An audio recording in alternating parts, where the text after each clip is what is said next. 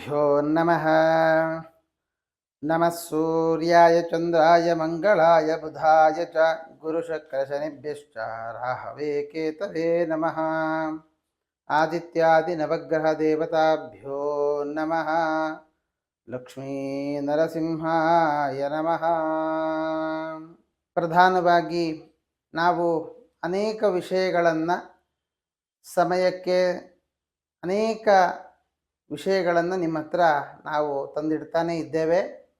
ಅದರಲ್ಲಿ ಈಗಾಗಲೇ ತಾವೆಲ್ಲರೂ ಕೂಡ ಗಮನಿಸಿದ್ದೀರಿ, ದಕ್ಷಿಣಾಯಣ ಪರ್ವಕಾಲ ಯಾವಾಗ, ಏನು ಮಾಡಬೇಕು, ಪರ್ವಕಾಲ ಯಾಕೆ ಅನ್ನುವ ವಿಷಯವನ್ನು ತಿಳಿಸಿಕೊಟ್ಟಿದ್ದೇನೆ.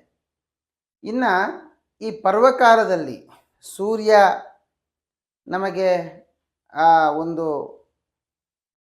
ಪ್ರವೇಶ ಮಾಡುವಂಥದ್ದು, ಕರ್ಕಾಟಕ ರಾಶಿಗೆ ಪ್ರವೇಶ ಮಾಡುವಾಗ ಈ 12 ಗ್ರಹರಿಗೆ ಸಂಬಂಧಪಟ್ಟ ಅಥವಾ 7 ಗ್ರಹರಿಂದಾಗಿ ಮತ್ತು 2 ಛಾಯಾಗ್ರಹದಿಂದಾಗಿ 12 ರಾಶಿಗಳಿಗೆ ಬರಬಹುದಾದಂತಹ ಫಲಾಫಲಗಳ ಒಂದು ವಿವೇಚನೆಯನ್ನು ನಡೆಸಬೇಕು. ಕಾರಣ ಆ ದಿವಸ ಈ 16ನೇ ತಾರೀಕು ವಿಶಾಖ ನಕ್ಷತ್ರದಲ್ಲಿ ಮಂಗಳವಾರದ ದಿವಸ ಸಂಕ್ರಮಣ ಆಗುವಂಥದ್ದು. ಸಂಕ್ರಮಣದ ವಿಶೇಷ ಫಲವನ್ನು ಹೇಳ್ತಾರೆ.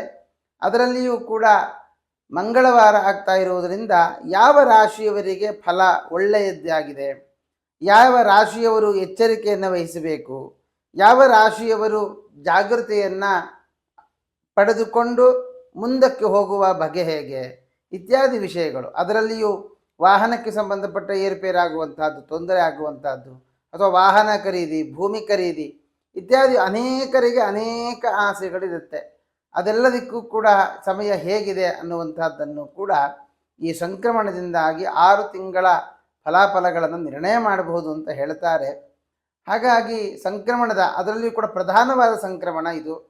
ಅದು ದಕ್ಷಿಣಾಯಣ ಪರ್ವಕಾಲ, ಜೊತೆಗೆ ಮಿಥುನ ರಾಶಿಯಿಂದ ಸೂರ್ಯ ಕರ್ಕಾಟಕ ರಾಶಿಗೆ ಹೋಗುವಂತಹ ಕಾಲ. ಹಾಗಾದರೆ ಈ ಕಾಲದಲ್ಲಿ ನಾವು ಏನು ಮಾಡಬೇಕು, ಏನು ಮಾಡಬಾರ್ದು ಅಂತ ತಿಳಿಸಿದ್ದೇನೆ. ಇನ್ನು 12 ರಾಶಿಯವರಿಗೆ ವಿಶೇಷವಾಗಿ ಮಾಡಬೇಕಾದದ್ದಾದರೂ ಏನು ಅನ್ನೋದನ್ನು ವಿಚಾರ ಮಾಡೋಣ. ಮಿಥುನ ರಾಶಿಗಾಗುವಾಗ ಈ 3ನೇ ಮನೆಯ ರವಿ 2ನೇ ಮನೆಗೆ ಪ್ರವೇಶ ಮಾಡುವಂಥದ್ದು. ಅಲ್ಲಿ ಈಗ ಗುರುವು ವ್ಯಯದಲ್ಲಿ 12ರಲ್ಲಿರುವ ಕಾರಣ ಹಣಕಾಸು, ಯಾರಿಗಾದರೂ ಇಂಟ್ರೆಸ್ಟಿಗೆ ಹಣ ಕೊಟ್ಟು ಕೂತಿರಿ ಅಂತಾದರೆ ಅದು ಹೋಯಿತು ಅಂತ ಅರ್ಥ ಮಾಡಿಕೊಳ್ಳಿ. ಅದು ಪುನಃ ನಿಮ್ಮ ಕೈ ಸೇರುವಂತಹ ಸಾಧ್ಯತೆ ಬಹಳ ಕಡಿಮೆ ಇದೆ. ಆದ್ದರಿಂದ ಯಾರಿಗೇ ಯಾವುದೇ ಕಾರಣಕ್ಕೂ ಈ ಒಂದು 6 ತಿಂಗಳ ಕಾಲ ಯಾರಿಗೂ ಇಂಟ್ರೆಸ್ಟಿಗೆ ಹಣ ಕೊಡುವಂಥದ್ದಾಗಲಿ ಅಥವಾ ಇನ್ವೆಸ್ಟ್ಮೆಂಟ್ ಅಂತ ಹೇಳಿ ಮತ್ತಿನ್ನೆಲ್ಲೋ ಹಾಕುವಂಥದ್ದಾಗಲಿ ಈ ಥರ ಯಾವುದೇ ಕಾರಣಕ್ಕೂ ಮಾಡಬೇಡಿ. ಜೊತೆಗೆ ಈ ಪಂಚಮಾಧಿಪತಿಯಾದಂತಹ ಶುಕ್ರ ಇರೋದರಿಂದ ಸಂತಾನದ ಲಾಭಾದಿಗಳು ಕಾಣಿಸ್ತಾ ಇದೆ.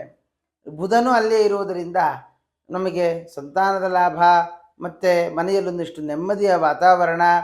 ಆ ಶನಿ 9ರಲ್ಲಿರುವ ಕಾರಣ ತಂದೆಯ ಒಂದು ಆರೋಗ್ಯದಲ್ಲಿ ಏರುಪೇರಾಗುವಂಥದ್ದು ಈ ಒಂದು ಸಾಧ್ಯತೆಗಳಿದೆ. ಹಾಗಾಗಿ ಮಿಥುನ ರಾಶಿಯವರು ಪ್ರಧಾನವಾಗಿ ಪ್ರತಿ ಮಂಗಳವಾರ ಹನುಮಂತ ದೇವರ ಪ್ರಾರ್ಥನೆ ಅಥವಾ ಹನುಮಂತ ದೇವರ ದೇವಾಲಯಕ್ಕೆ ಹೋಗಿ ಹನುಮಂತನಿಗೆ ಒಂದು 12 ಪ್ರದಕ್ಷಿಣೆ ನಮಸ್ಕಾರವನ್ನು ಮಾಡುವುದರಿಂದ ತುಂಬ ಒಳ್ಳೆಯದಾಗುತ್ತೆ.